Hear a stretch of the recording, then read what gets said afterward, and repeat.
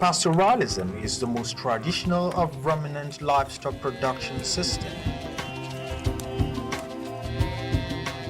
which extensive movement of the animals in search of pastures and water is its salient feature.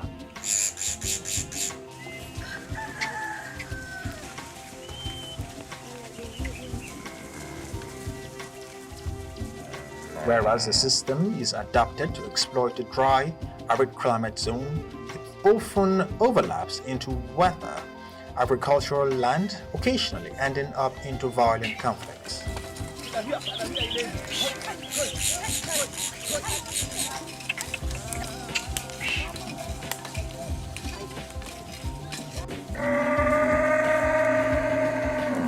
Ranching is practically the intensive form of pastoralism, but it has a weakness of being seen as antisocial and needing high initial capital.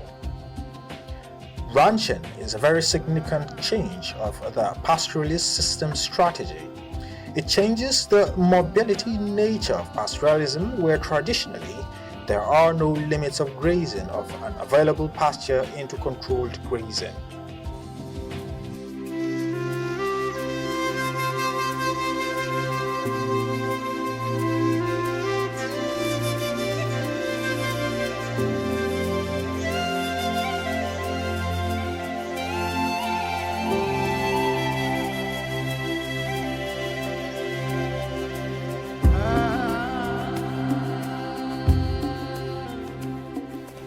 Ranching is a good omen, but before you embark on it, who are the people you want to do that? Are they educated enough? Are they enlightened enough? Can they be able to understand the meaning of that? Of which the answer is no. Because most of the people who are with this cattle you are talking about are Fulani herdsmen who doesn't even go to school.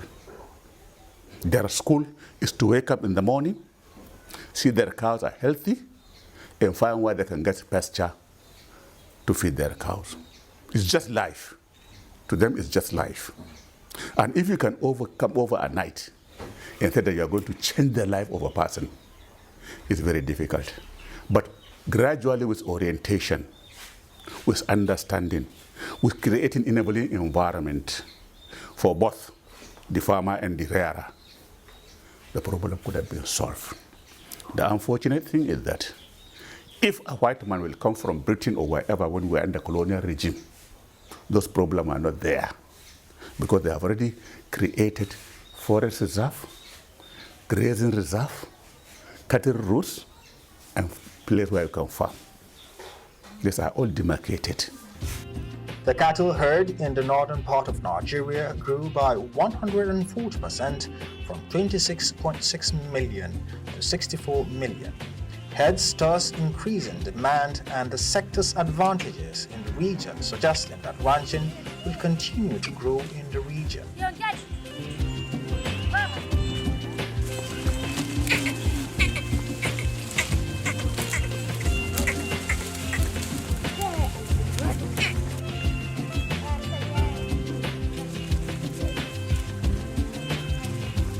However, the traditional pastoralist perception is contrary to this implication and considers that pastoral land is essential vast wilderness with no instituted limitation of use.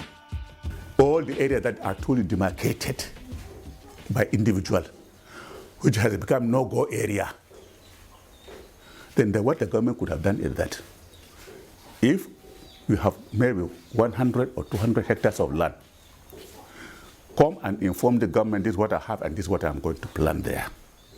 If the crop can be viable in that place, let the government see that we have cultivated the place and plant.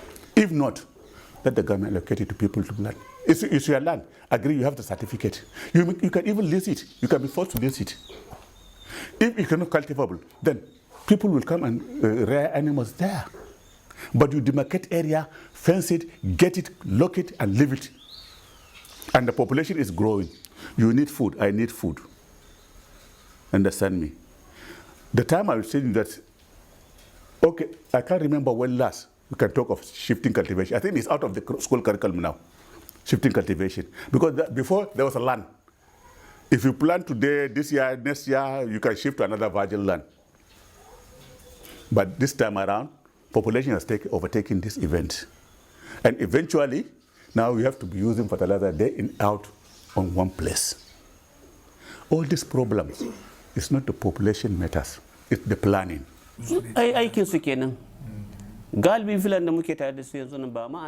Herders are used to open grazing because if you could observe, most of these herders are coming from neighboring countries, but they are really enjoying staying here in Nigeria than any other country.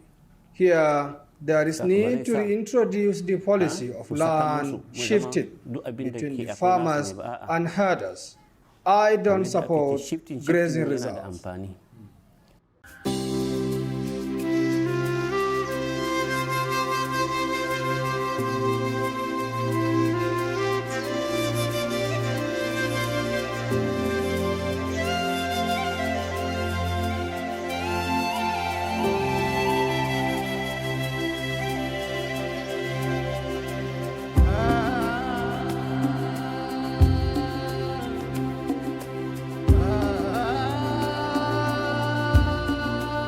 This obviously contradicts most intervention outlook. Much criticism exists with arguing that mobility of large herds of livestock is stressful to the environment as it will cause extensive removal of vegetation. Most of the rearers are farming, and most of the farmers are also keeping animals. It's not by law that a farmer cannot keep animals. You have to keep, they are kept keeping animals. Go in other local government, you can see the farmers are also having animals, they are rearing.